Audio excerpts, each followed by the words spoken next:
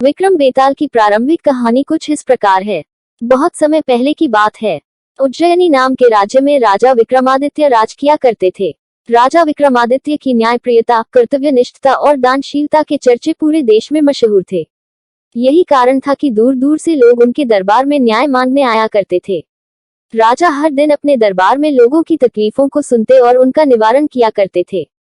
एक दिन की बात है, राज दरबार लगा हुआ था। तभी एक भिक्षु विक्रमादित्य के दरबार में आता है और एक फल राजा को देकर चला जाता है। राजा उस फल को कोषाध्यक्ष को दे देता है। उस दिन के बाद से हर रोज वह भिक्षु राजा के दरबार में आने लगा। उसका रोज का काम यही था कि वह राजा को फल देता और चुपचाप चला जाता। राजा भी प्रत्येक दिन भिक्षु द्वारा दिया गया फल कोषाध्यक्ष को थमा देता।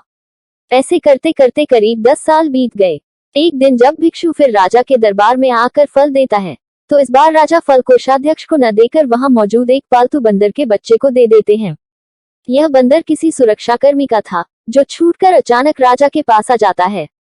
बंदर जब उस फल को खाने के लिए तोड़ता है, तो उस फल के बीच से एक बहुमूल्य रत्न निकलता है।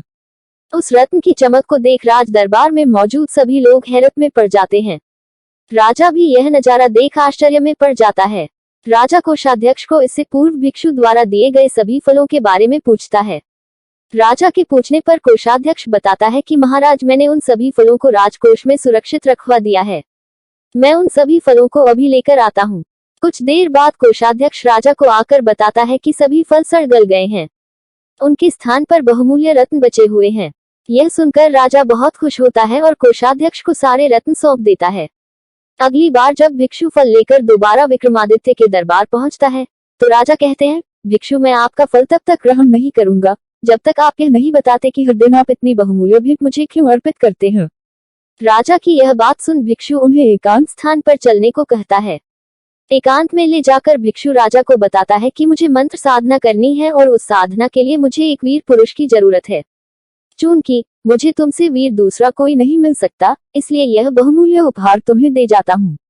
भिक्षु की बात सुन राजा विक्रमादित्य उसकी सहायता करने का वचन देते हैं। तब भिक्षु राजा को बताता है कि अगली अमावस्या की रात को उसे पास के शमशान आना होगा, जहां वह मंत्र साधना की तैयारी करेगा। इतना कहकर भिक्षु वहां से चला जाता है। अमावस्या का दिन आते ही राजा को भिक्षु की बात याद आती है और वह वचन के अनुसार शमशान पहुंच जाते हैं। राजा को देख भिक्षु बहुत प्रसन्न होता है। भिक्षु कहता है, हे राजन, तुम यहाँ आए, मैं बहुत खुश हुआ कि तुम्हें तुम्हारा वचन याद रहा। अब यहाँ से पूर्व की दिशा में जाओ, वहाँ एक महाश्मशान मिलेगा। उस महाश्मशान में एक शीशम का एक विशाल वृक्ष है। उस वृक्ष पर एक मुर्दा लटका हुआ है। उस मुर्दे को तुम्हें मेरे पास लेकर आना है। भिक्षु की बात सुनकर राजा सीधे उस मुर्दे को लाने चल देता है। दर्द भरी चीख सुन राजा को लगता है कि शायद यह मुर्दा नहीं, बल्कि कोई जिंदा इंसान है। थोड़ी देर बाद जब मुर्दा तेजी से हंसने लगता है और फिर पेड़ पर जाकर लटक जाता है, तो विक्रम समझ जाता है कि इस मुर्दे पर बेताल चढ़ा है। काफी कोशिश के बाद विक्रम बेताल को पेड़ से उतार अपने कंधे पर टांग लेते हैं। इस पर बेताल विक्रम से कहता है, विक्रम, मैं तेरे साहस को मान गया। तू बड़ा ही पराक्रमी है। मैं तेरे साथ चलता हूँ, लेकिन मेरी एक शर्त है कि पूरे रास्ते में तू कुछ भी नहीं बोलेगा। विक्रम सिर हिलाकर हाँ में बेताल की बात मान लेता है। इसके बाद बेताल विक्रम से कहता है कि रास्ता लंबा है, इसलिए इस रास्ते को रोमांचक बनाने के लिए मैं तुझे एक कहानी सुनाता हूँ। तो यह थी विस्तार से राजा विक्रम, योगी और बेताल की आरंभिक कहानी। यही से शुरू होता है बेताल 25 की 25 कहानियों का सफर, जो बेताल एक एक करके विक्रम को सुनाता है। कहानियों के विक्रम बेताल के इस भाग में आपको बेताल 25 की सभी कहानियां एक साथ पढ़ने को मिलेंगी। कहानी से सीख, एक राजा को हमेशा विक्रमादित्य की तरह साहसी और पराक्रमी होना चाहिए, तभी वह अपनी प्रजा की रक्षा कर सकता है। हेलो जी, कैसी लगी आपको हमारी विक्रम बेताल से जुड़ी ये वीडियो? तो दोस्तों, अगर आपको किसी और टॉपिक पर कहानी सुनना चाहते हो तो हमें कमेंट करके बता सकते हो।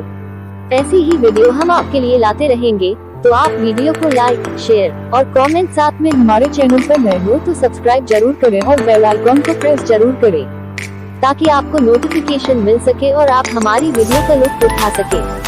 Thanks for watching.